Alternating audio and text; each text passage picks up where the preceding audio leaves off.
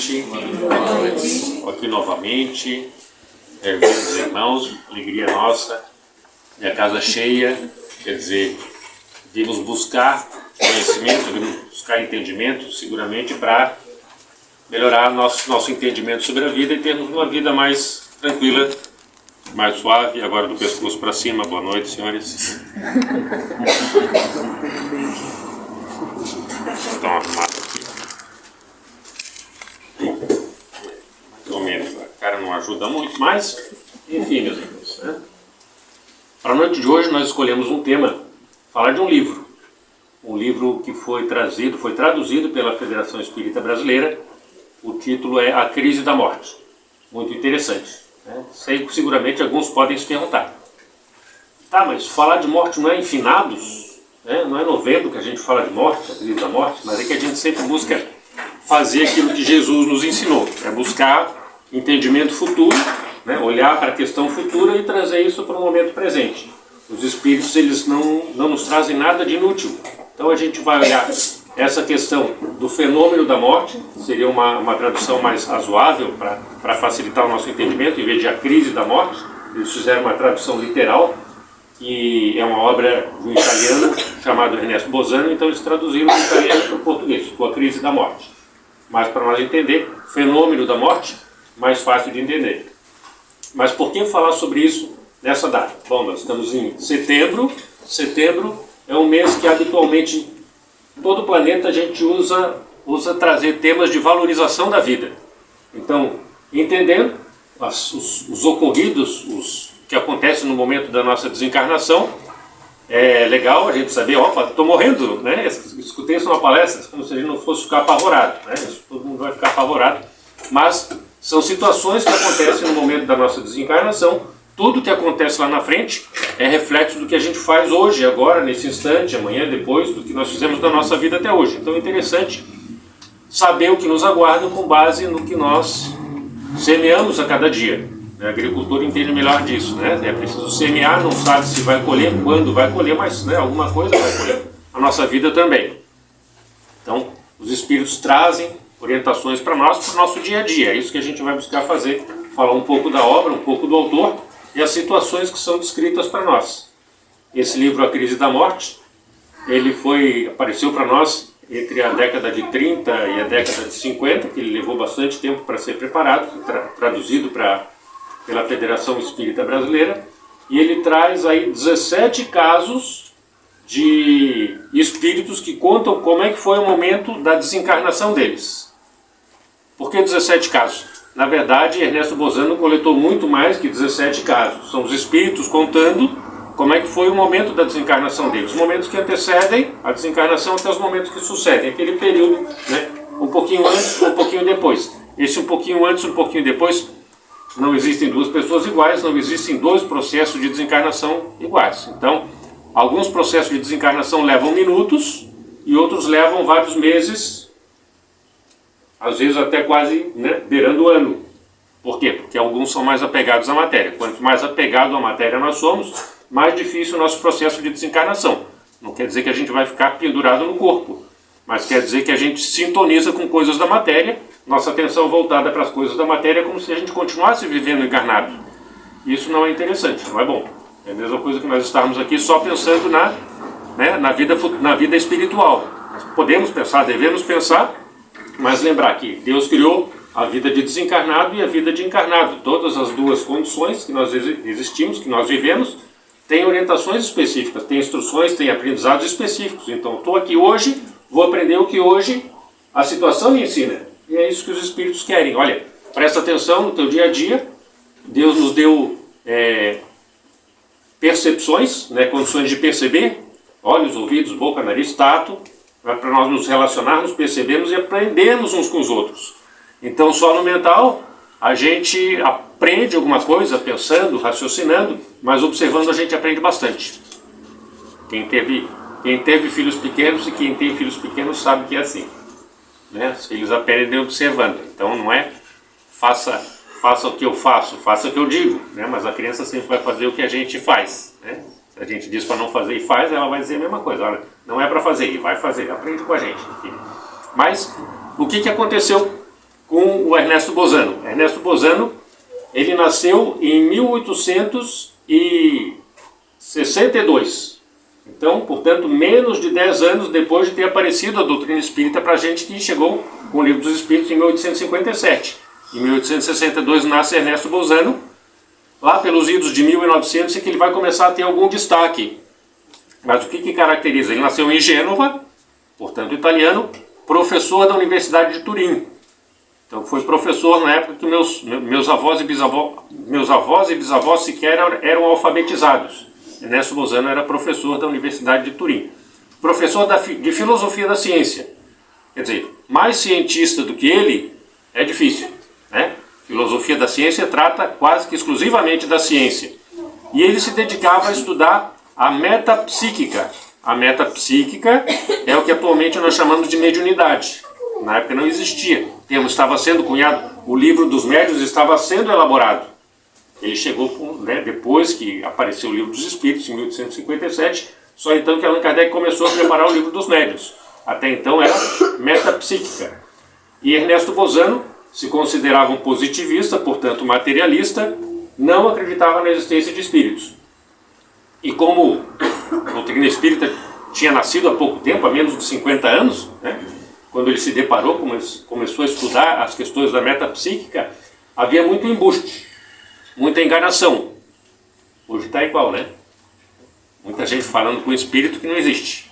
Mas é para a gente deixar de ser ingênuo e inocente, é para a gente observar e raciocinar. É esse o objetivo, né? Haverá falsos cristos e falsos profetas. Isso está no Evangelho segundo o Espiritismo. E Ernesto Bozano, ele se dedicou, estudando a metapsíquica, a desvendar muitos embustes, muita enganação. E dentre essas enganações que ele queria desfazer, provar que era mentira, ele se defrontou com a doutrina espírita. Então ele foi para a doutrina espírita para provar que era tudo mentira. Resultado, virou espírita.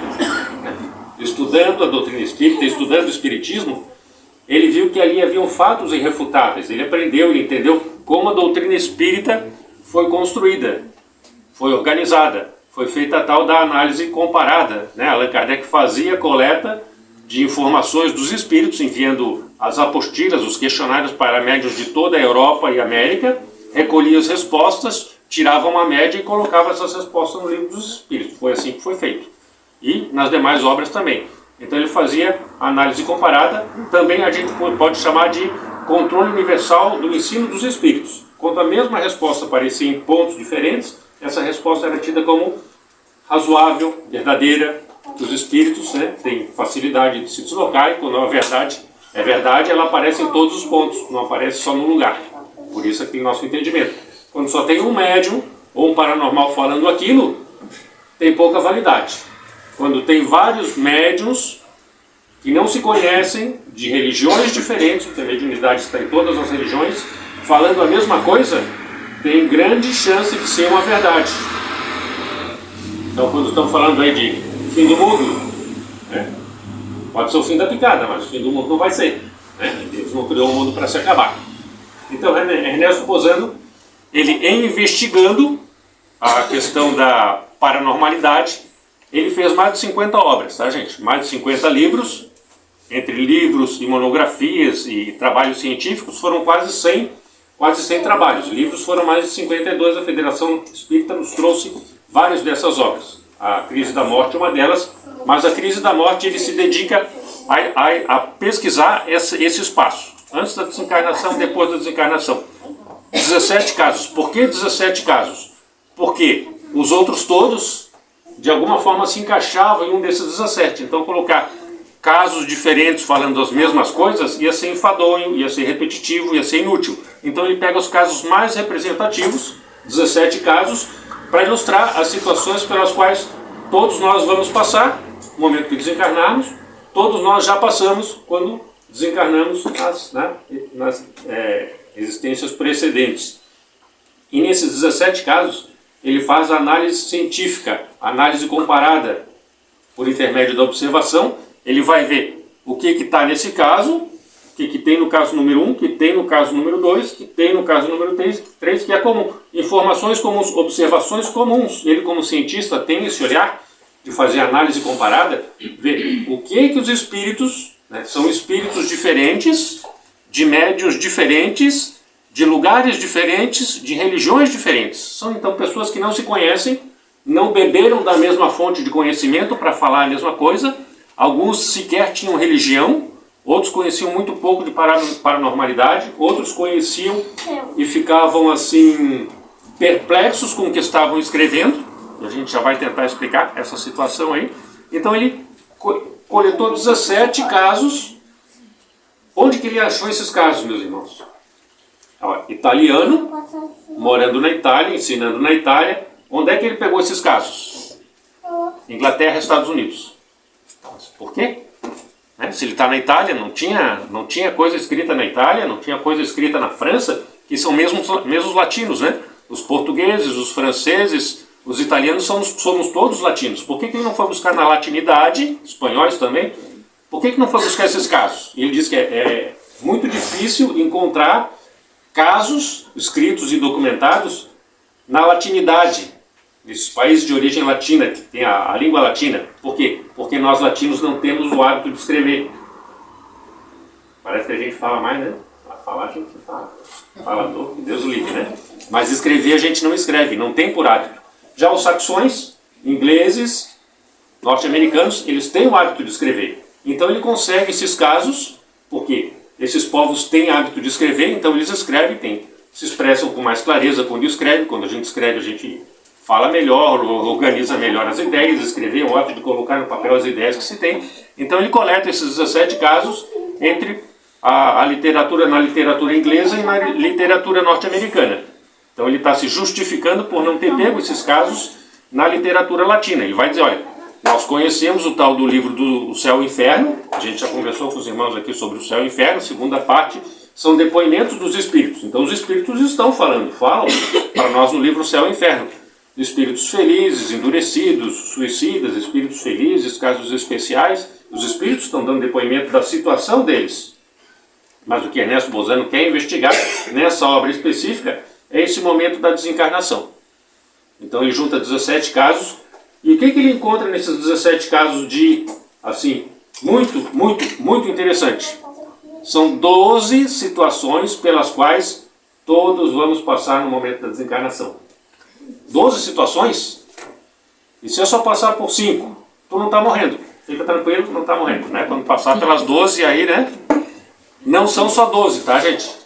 São 12 principais e tem mais 8 que não são assim 100% identificados, mas acontecem com todos os espíritos, mesmo que o espírito não saiba descrever aquela situação.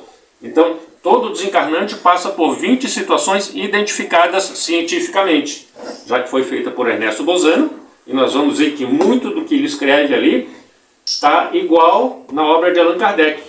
No livro dos Espíritos, por exemplo, vai confirmar o que está no livro dos Espíritos e vai falar praticamente igual ao que está no livro dos Médiuns, que são os Espíritos comunicando as situações que eles vivem. Então, 20 casos. E um caso é mais interessante do que o outro. Né? Repetindo, né? Por que eu vou me interessar por uma situação que só vai acontecer quando eu morrer? Porque a gente pode morrer daqui a meia hora. Né? Tomara que não, a gente não está pensando nisso. Né? Eu vou morrer daqui a 50, 120 anos. Né? Mas pode ser amanhã, pode ser depois. E esse momento, ele é reflexo do dia de hoje, do dia de ontem, ele é reflexo de toda a nossa vida. Então, muito interessante. As situações que ele conta é um caso mais interessante do que o outro, tá? E as médiuns falando, né? As médiuns falando. Histórias muito interessantes. E a gente se pega assim, por que essa história não continuou? Eu já me dei o trabalho de ir nas obras que ele cita, as fontes que ele buscou, para ver se eu consigo a história completa. Por mais que esteja numa língua que não é a nossa, né, esteja em inglês, tem tradutores aí que vão facilitar a situação, só que são obras lá dos idos de 1900, 1800, 1890, 1920, 1930, então muito difícil. Para a gente conseguir, elas têm que estar digitalizadas em algum lugar. Eu consegui localizar algumas. Então eu já sei que existe. Torcer para manterem, né? Porque depende de patrocínio, a manutenção dessas obras que são pouco buscadas, a espiritualidade ainda não é muito valorizada, muito né, muito cultivada, mesmo nos dias de hoje, em função do momento que a gente está atravessando. Enfim, então histórias, tipo, por exemplo, da Madame Duffy, ou Duffy, é a história de uma médium, né, a médium contando, é um desses 17 casos. A senhora Duffy, ela não se reconhecia como médium, mas tendo livro alguma coisa sobre espiritualidade, ela disse que fez o exercício que eles recomendavam. Pegou um papel, uma caneta, um papel ali, e ficou ali, né, brincando. E de repente começou a escrever. E disse, olha, se fosse um ditado, se alguém estivesse ditando para eu escrever, não teria saído tão perfeito. E uma dessas histórias que ela conta é de uma amiga dela que estava para morrer e queria documentar o momento da morte. Parece meio esquisito para a gente, mas pessoas que já têm a espiritualidade desenvolvida, conhecem já da reencarnação, conhecem a doutrina espírita, são mais espiritualizados, muitos são médiuns paranormais, enxergam os espíritos, então morrer é só uma consequência da vida, né? Um momento obrigatório, todos nós vamos passar e não tem muita frescura em morrer, né? Vou morrer e pronto, depois a vida continua. Então essa senhora, ela queria documentar, ela queria prestar atenção no momento da desencarnação dela. E ela está contando isso já como espírito desencarnado para a Madame Duffy. A Madame Duffy diz que ela, essa história, com essa história, ela fazia publicações na época, vendeu mais de 10 edições e depois fez uma edição popular, quer dizer, vendeu muito essa história. Essa história correu muito porque é uma história bastante emocionante. E a senhora contando que ela estava no hospital, sabia que estava desencarnando, estava acompanhada de duas amigas e queria, prestar atenção como é que acontecia a desencarnação dela. E ela diz que tão atenciosa ela estava e ficou prestando atenção por tanto tempo que ela acabou caindo no sono. E ela diz que quando acordou, se acordei com aquela sensação de que tinha perdido alguma coisa, que tinha dormido mais do que devia. Mas coisa estranha, me acordei me sentindo muito bem. E até achei que, então não é dessa vez que eu vou morrer. Vou ter que continuar aqui encarnada, aquela lamentação toda, não sei o quê. E de repente ela começa a escutar vozes ali, as amigas delas que estavam lá com ela, cuidando dela no hospital, estavam numa sala ao lado. E ela começa a ficar incomodada e chama as amigas, e as amigas nada. E ela, incomodada, levanta e vai lá conversar com as amigas e vê que as amigas estão falando mal dela. Fofoca, isso a gente conhece bastante, conhece bem, Ah, mas ela era excêntrica, ela sofreu as consequências da vida dela. Ela diz, como que ela estava falando de mim no passado? Como sofreu as consequências? Eu estou vivo ainda, estou aqui? E tenta interferir na conversa e não dão bola para ela. Aí resolve voltar para o leito, vou me deitar. E as amigas vão com ela. E chega ali no leito, ela diz, olha, tinha um manequim na minha cama. Era ela, tinha desencarnado. Morreu e não se apercebeu. Essa é uma situação comum, tá, gente? É uma dessas 20 situações pelas quais todos nós passamos. É uma situação comum de o espírito não se dar conta que morreu. Que quando a gente fala, vou morrer de medo. Não vai. Porque vai morrer e não vai nem se dar conta, vai continuar com medo. Ninguém morre de medo, Então, isso para aqueles de nós que já participamos das reuniões mediúnicas, coisa comum que a gente faz nas casas espíritas, conversar com os espíritos, eles vêm conversar conosco, vêm passar orientações, vêm falar das dificuldades deles, vem colher consolo e esclarecimento, vem sorver das nossas energias para poder migrar para mundos mais adequados à condição deles, por fruto da caridade de Deus para conosco. Então muitos chegam nas reuniões mediúnicas, vêm conversar com a gente, e eles não sabem que morreu. Pela conversa, só eu estou falando com as pessoas e elas não me atendem, eu vou lá para casa, ninguém fala comigo, está tudo muito estranho. É claro que a gente, aquele que conversa com os espíritos não vai chegar para a criatura e dizer, tu morreu? A gente não faz isso, gente? Senão o cidadão vai morrer de novo, vai ter um ataque cardíaco, vai morrer de novo. A gente conversa, carinhosamente, meu irmão, minha irmã, tu já percebeu que tem alguma coisa diferente? Tu fala com as pessoas não te atendem. Quanto tempo faz que tu não dorme? Quanto tempo faz que tu não come? Tu já percebeu que as portas, mesmo estando fechadas, tu consegue chegar nos ambientes e sair dos ambientes? Já percebeste que as coisas estão diferentes? Eu estava desconfiado mesmo, sabe? Aquela conversa, eu estava desconfiado mesmo, mas eu não tinha certeza.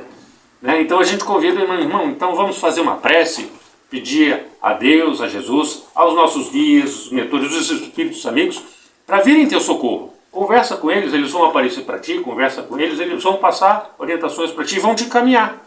Que a vida não cessa, a morte é uma passagem. A gente deixa o corpo, segue o caminho e daqui a pouco está aqui de volta. Esse tipo de conversa os espíritos acolhem e são encaminhados. É uma coisa muito bacana, uma coisa muito bonita. Mas enfim, a situação dessa senhora, né, ela percebe que ela está morta. Ernesto Bozano trata no livro como defunta, né? Os defuntos, né, é o recém-desencarnado, o defunto. Então ela se apercebe que está desencarnada e para ela é tudo assim, muito fantástico. Assim, olha, as cores são diferentes, tudo tem mais brilho, é tudo muito mais leve, eu não sinto mais o peso do corpo e não sei o quê.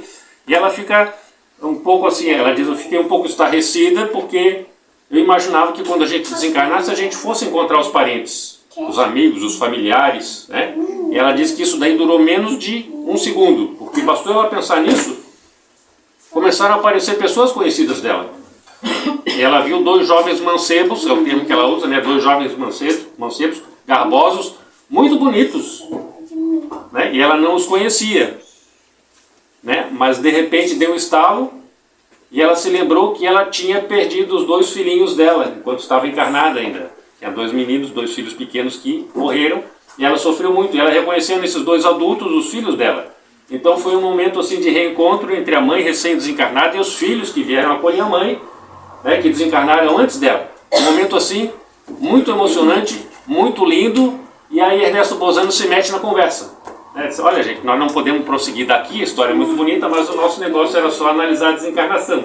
A gente, ai que raiva, né? Eu queria continuar escutando essa história tão bonita agora que estava ficando, né? Agora que eu estava quase chorando, né? Me emocionando com essa situação, né? Eu queria continuar escutando, ele corta a história porque ele só quer analisar o momento lá da desencarnação.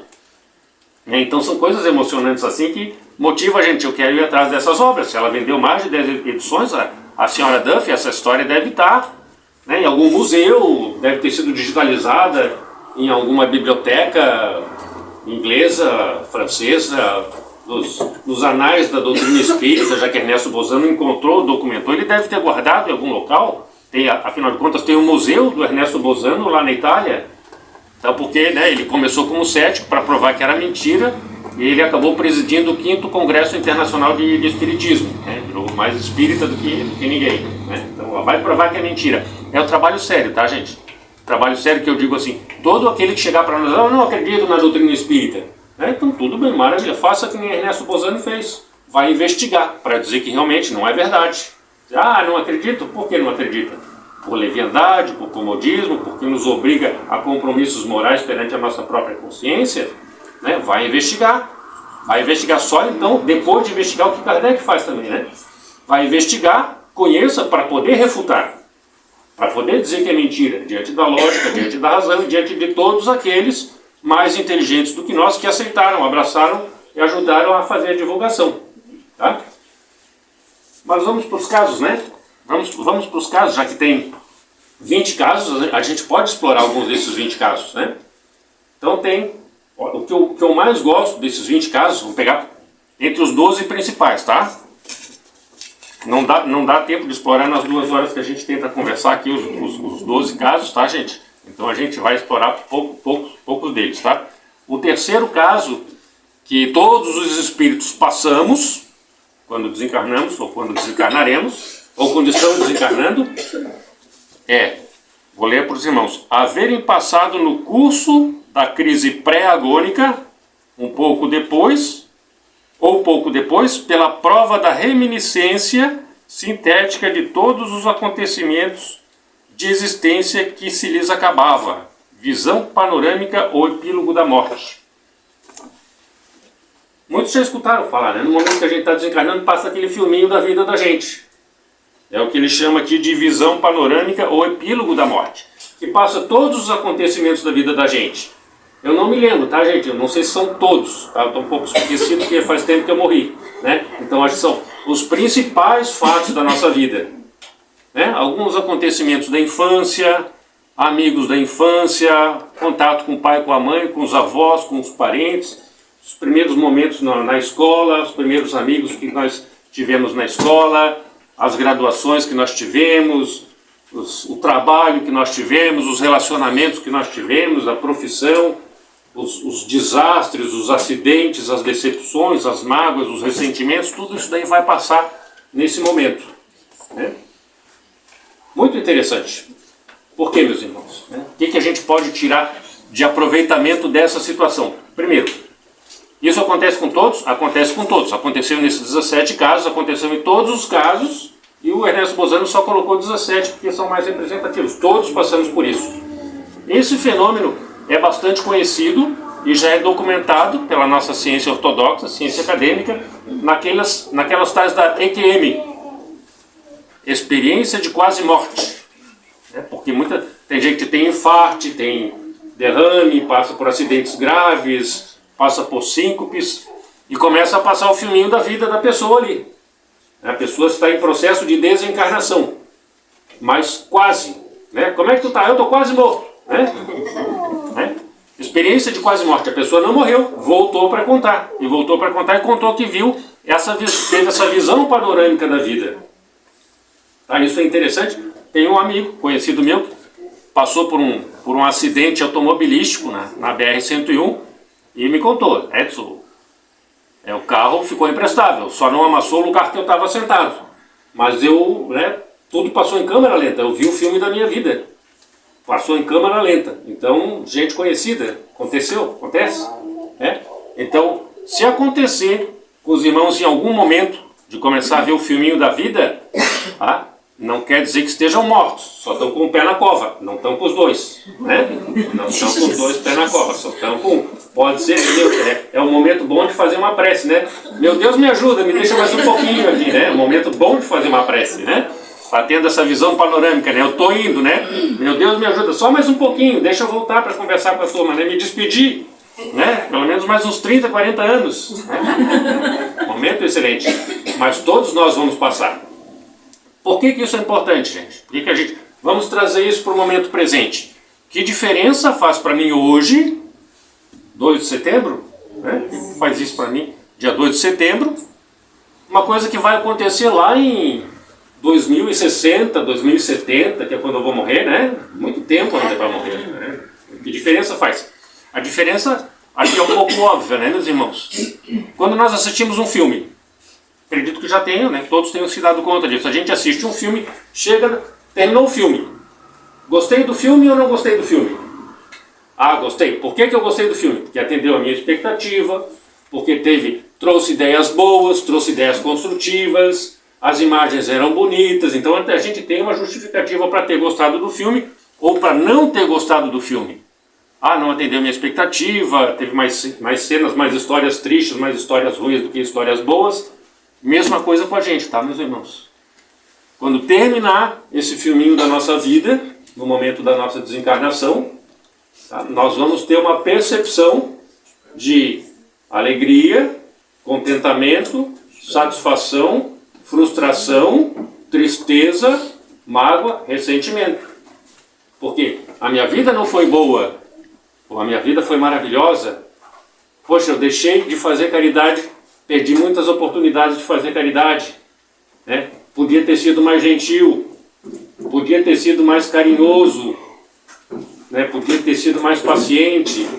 Então são lamentações de alguém que desencarna e olhando para trás vê que podia ter feito as coisas melhores. Nós vamos chegar nesse momento, meus irmãos. E esse momento nós estamos construindo no dia de hoje. Construímos já ao longo de toda a nossa existência, quer a gente tenha 10, 30, 60, 80 anos, a gente construiu vários momentos na nossa vida, mais felizes ou não tão felizes, melhores ou não tão bons, mas nós vamos chegar nesse momento. E daí, hoje, amanhã, nessa semana, nesse mês, no resto das nossas vidas, nós podemos buscar colocar coisas boas nesse filme. Por algum motivo Deus fez dessa forma. Por que Deus fez dessa forma? Por que Deus colocou esse epílogo da morte para todos? Quer queira, quer não queira, pode fechar os olhos. A gente não vê com os olhos do corpo, vê com os olhos do espírito, não tem como fechar. Por que Deus fez dessa forma? Porque em Deus tendo feito dessa forma, os espíritos nos revelam, por intermédio da pesquisa científica de Ernesto Bozano e por intermédio daquelas daqueles relatos de pessoas com credibilidade que passaram pela experiência de quase morte. Por quê? É uma forma de Deus conversar conosco, dos Espíritos conversar conosco, de dizer, olha, cuida bem do teu dia de hoje, vê se tu coloca mais coisas boas, né? Tu é o diretor, tu é o Spielberg do teu filme. Coloca mais coisas boas no teu filme, para quando concluir, quando terminar a tua vida, né? Quando passar pelo processo da desencarnação, tu tenha mais lembranças boas do que lembranças ruins. Tá, e o que vai acontecer se eu tiver mais lembranças ruins ou mais lembranças boas? Que diferença vai fazer? Né? O nosso estado, depois de desencarnado, de contentamento ou descontentamento, ele define uma condição vibratória, tá, meus irmãos? Define uma condição vibratória. Quando nós estamos tristes, a nossa vibração tem uma característica. Quando nós estamos felizes, tem outra característica. Antes do passe, a nossa vibração é uma. Depois do passe, a nossa vibração é outra. Quando acontece uma coisa muito boa, a gente está alegre, a gente está feliz, a gente irradia essa felicidade. São condições vibratórias, então.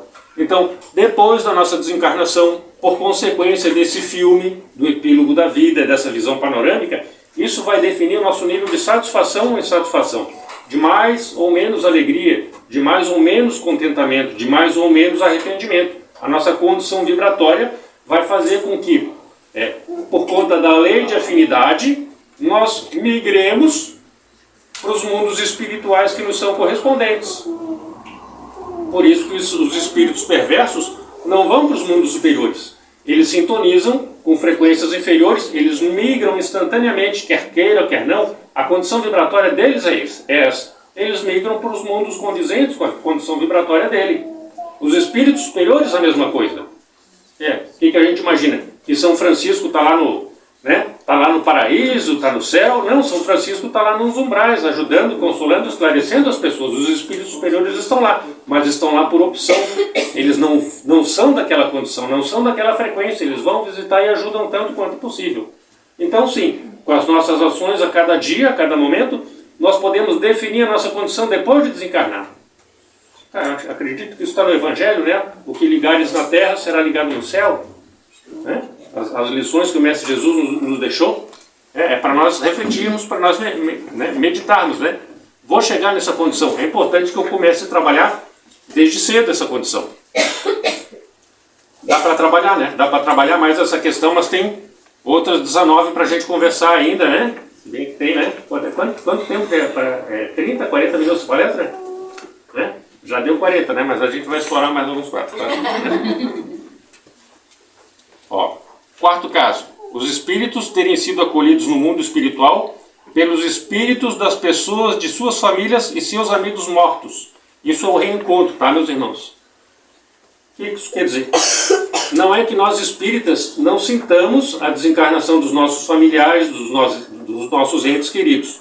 Mas existe uma diferença muito grande quando, para nós, espíritas, um familiar, um amigo desencarna, do que para aqueles materialistas, do que para aqueles das igrejas cristãs não espíritas, muito diferente. Porque para nós espíritas, nós não temos a dor da perda. Porque nós não perdemos aqueles que partem, né? Eles vão para os mundos espirituais e nós temos a certeza do reencontro. Primeiro pela lógica divina que Deus não separa os que se amam. Mas nós sabemos quando e onde nós vamos reencontrá-los. Nós reencontramos nos momentos do sono, nós nos desprendemos do corpo, encontramos os nossos familiares que partiram antes de nós, os nossos amigos. Então nós temos a certeza do reencontro, por mais que a partida seja dolorosa. Nós não temos a dor da perda. Estou falando aqui os espíritos, esses 17 casos, todos eles encontraram espíritos familiares e espíritos amigos. Não são espíritos espíritas. Não é? Né? Isso virou doutrina espírita, mas não foi feito na doutrina espírita e pela doutrina espírita. Foi feita por Ernesto Bozano, explorando casos de espiritualistas que têm mediunidade, colhendo impressões de espíritos que desencarnaram que não eram espíritas. E muitos nem religião tinham, passam por essa situação.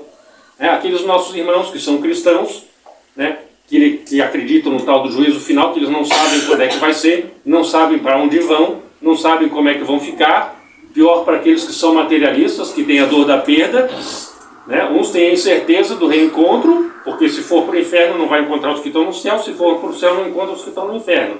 Então, muito complicado. Para nós espíritas é muito mais tranquilo. Nós temos a dor, não da perda, a dor da separação. E essa dor é minorada por conta da certeza do reencontro. Essa separação é momentânea. Então, essa informação que os espíritos nos dão já nos ajuda hoje, no consolo, no esclarecimento, né? Porque os nossos parentes vão morrer antes da gente. Tomara, né? Que vão eles que a gente fique, né? E a gente vai para muito enterro, né? Muito enterro, antes deles do que o nosso. Né? E a gente vai, né? Gente, é só separação, né? O corpo fica, o espírito vai, a gente vai continuar se encontrando. A gente passa a ser o elemento consolador para os outros, né? Alimentando a dor da não perda, né? Mas da separação, ainda que momentânea, temos a dor, mas é uma dor muito menor, que a certeza do reencontro nos consola. Então, buscar trazer, meus irmãos. Esse livro a gente encontra na internet, a gente pode continuar essa conversa num outro momento, né? Porque já teve um pedaço dela, já conversei aqui com os irmãos em outras oportunidades, explorar essas situações pelas quais nós vamos passar que se refletem no momento presente, para que nós tenhamos uma vida mais feliz, uma vida mais alegre, com menos ansiedade, com menos preocupação, com menos depressão, né? Com menos revolta e com muito mais felicidade, porque Deus é Pai, criou tudo o que existe para que nós nos aproximemos dele o quanto antes. Quanto menos teimoso a gente for, menos nós vamos sofrer. Quanto mais nós nos instruirmos, melhor nós vamos viver. Que Deus abençoe o propósito dos irmãos em estarem aqui, que nós possamos continuar nessa jornada de aprendizado, de crescimento, que nos traz consolo, esclarecimento e também muita alegria. Muito obrigado pela atenção.